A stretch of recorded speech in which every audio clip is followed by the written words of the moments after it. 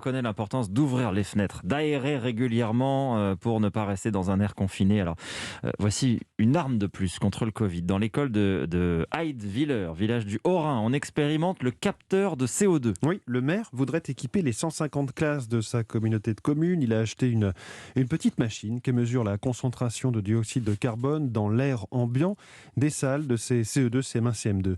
Arthur Mbaché.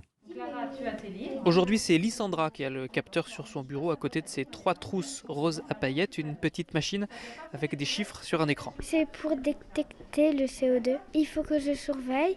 Là, on est à 891 et que si ça va plus que 1000, il faut qu'on ouvre une fenêtre. Et tu vois le rapport avec le coronavirus ou pas?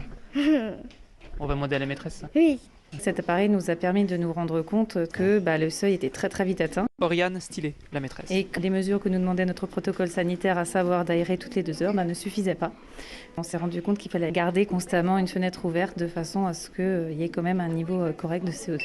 Quand on respire, on émet du CO2 et des aérosols. Donc plus il y a de CO2, nous dit l'adjointe à l'éducation Véronique Gebel, plus il risque d'y avoir du virus dans l'air. Et là, on est dans une salle avec pas 20 élèves, qui est relativement spacieuse. On imagine dans un lycée, 30 élèves, la teneur en CO2 qui doit exploser. Après cette expérimentation, la communauté de communes compte équiper les 160 classes des écoles des villages des alentours. Heidwiller, Arthur Mbaché, Europe 1.